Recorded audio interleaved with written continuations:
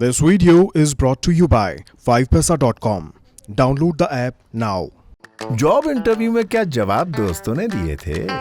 Life में जब सब कुछ खुद के दम पर किया है तो इन्वेस्टमेंट क्यों नहीं? अब करो सेल्फ इन्वेस्टमेंट स्टार्ट। डाउनलोड करो 5 पैसा ऐप और खोलो अपना फ्री डीमैट अकाउंट। यूज करो कोड INVEST200। निवेश करना हुआ आसान और फायदेमंद। नमस्कार, बिज अड्डा में आपका स्वागत है। मैं हूं आलोक जोशी। तो रिलायंस की एजीएम हो गई है, यानी जिसका था इंतजार वो घड़ी आ गई है। नया फ़ोन देखना था, उसकी तस्वीर आ गई। सऊदी अरामको के साथ सौदे का क्या हुआ ये जानना था, तो उसके चेयरमैन रिलायंस के डायरेक्टर बन गए। साल भर में हिस्सा बेचकर 2,60,000 करोड़ रुपए जुटाने की चर्चा चल रही थी, तो चेयरमैन ने खुद हिसाब जोड़ के बता दिया कि राइट्स इशू मिलाकर कंपनी ने एक साल में 3.25 लाख करोड़ रुपए से भी ज़्यादा जुटाए हैं, जो दुनिया में किसी एक कंपनी द्वारा एक साल में जुटाई गई सबसे बड़ी रकम है। आपको रिलायंस रिटेल की फिक्र थी, तो बता दिया कि अगले 3 से 5 साल में उसका कारोबार 3 गुना हो जाएगा। और जियो के तो क्या कहने, 5G नेटवर्क के लिए गूगल की टेक्नोलॉजी साथ है और अब वो 5G युक्त भारत के लिए तैयार है। 5G नेटवर्क के साथ ही रिलायंस के पास आपके बच्चों की पढ़ाई और आपके इलाज तक के लिए नए प्लान तैयार हैं। मगर कारोबार की बात हो, उससे पहले एजीएम की शुरुआत हुई मौन के साथ। कोरोना की महामारी में जिन लोगों की जान गई है, उनकी आत्मा की शांति के लिए मौन रखा गया। और फिर 2 लाइनों में रस्मी कारोबार निपटाने के बाद करीब 35 मिनट का समय फिर कोरोना के संकट और उससे निपटने में रिलायंस की, रिलायंस परिवार की, रिलायंस के कर्मचारियों की भूमिका पर गया। इसमें कुछ पढ़ा जाना चाहिए या नहीं, ये तो वक्त ही बताएगा, लेकिन नोट करके ज़रूर रखिए कि एक एनुअल जनरल मीटिंग के शुरुआत के आधे घंटे से ज़्यादा हिस्सा इस पे गया है। एजीएम से पहले जो उम्मीदें जताई जा रही थीं या जिन सवालों के जवाब चाहिए थे, कमोबेश उन सभी के जवाब मुकेश अंबानी के भाषण में मिल गए हैं।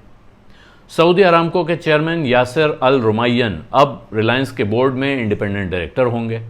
इसके साथ ही कंपनी के पेट्रोलियम और केमिकल कारोबार, जिसको O2C बिजनेस कहते हैं, उसके भविष्य पर चिंताएं कम करने का इंतजाम भी हो रहा है। मुकेश अंबानी ने न्यू एनर्जी या सौर ऊर्जा, सतत ऊर्जा या रिन्यूएबल एनर्जी और न्यू मटेरियल्स कारोबार में भारी भरकम निवेश की योजनाओं का ऐलान किया है। साथ ही ये भी कहा है कि वो अपने लिगेसी बिजनेस यानी पेट्रोलियम, गैस और पेट्रोकेमिकल के पुराने कारोबार को नई दुनिया के कारोबार में बदलने का इंतजाम करेंगे।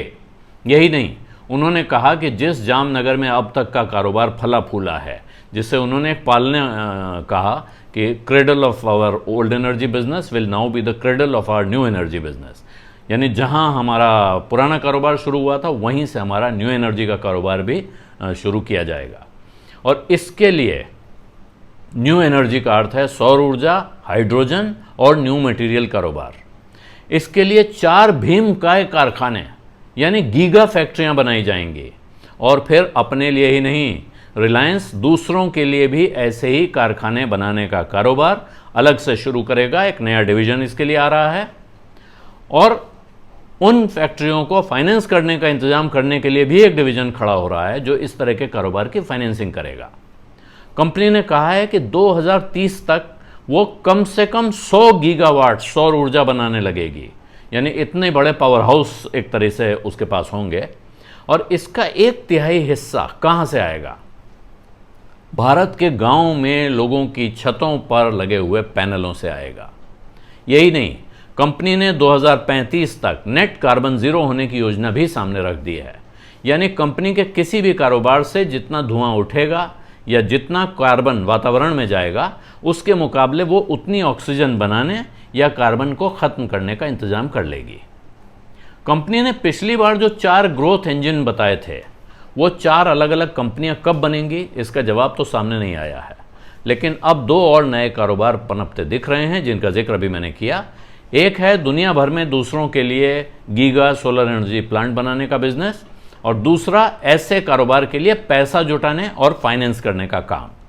इसका पूरा ब्यौरा भी सामने आना अभी बाकी है, लेकिन साफ है कि रिलायंस की नज़र अब दुनिया के कारोबार पर है। वो एक बड़ी ग्लोबल कंपनी बनने की योजना बना रही है और मुकेश अंबानी ने रिलायंस के इंटरनेशनलाइजेशन या वैश्वीकरण की तरफ साफ साफ इशारा भी कर दिया है।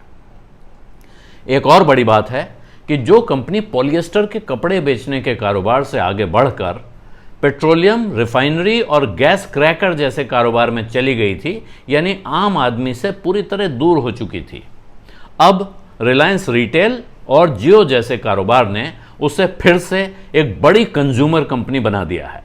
चेयरमैन के भाषण में इस बात पर खासा जोर था कि वो इस सिलसिले को और तेज करना चाहते हैं। हालांकि आज बाजार में रिलायंस के शेयरों की चाल से लगता है कि बाजार को इस भाषण में कुछ खास मजा नहीं आया। 2 बजे भाषण शुरू होने के ठीक पहले शेयरों में कुछ तेजी दिखी थी, लेकिन उसके बाद ये धीरे धीरे फिसलते चले गए।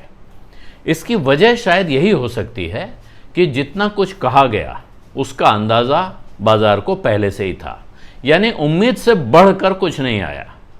लेकिन अगर आप पिछले 1 साल का हिसाब देखें तो आप पाएंगे कि रिलायंस के ज़्यादातर बड़े ऐलान अब एजीएम में नहीं बल्कि उसके बाहर होते हैं। आज मुकेश अंबानी ने जो हिसाब जोड़कर 3.25 लाख करोड़ रुपए की पूंजी जुटाने का आंकड़ा दिया, वो सारा काम भी पिछली एजीएम के बाद ही हुआ है और इसका ऐलान भी अलग अलग होता रहा है। इसीलिए अगर आप रिलायंस जियो और रिटेल के आईपीओ का या रिलायंस के डीमर्जर का इंतजार कर रहे हैं तो फिर आपको किसी सरप्राइज के लिए ही तैयार रहना होगा। और इस नज़र से देखेंगे तो गूगल, फेसबुक और माइक्रोसॉफ्ट के साथ रिलायंस की साझेदारी को आगे बढ़ाने वाले ऐलान और देश भर में 1 करोड़ से ज़्यादा दुकानदारों के साथ साझेदारी और नए कारोबारों में पैसा लगाने का काम कैसे आगे बढ़ता है, इस पर ध्यान देना होगा। लेकिन फिलहाल कुछ समय तो सबका ध्यान जियो फोन नेक्स्ट पर होगा। गणेश चतुर्थी के दिन यानी 10 सितंबर को यह स्मार्टफोन बाजार में आ जाएगा। गूगल और जियो ने मिलकर यह फ़ोन बनाया है।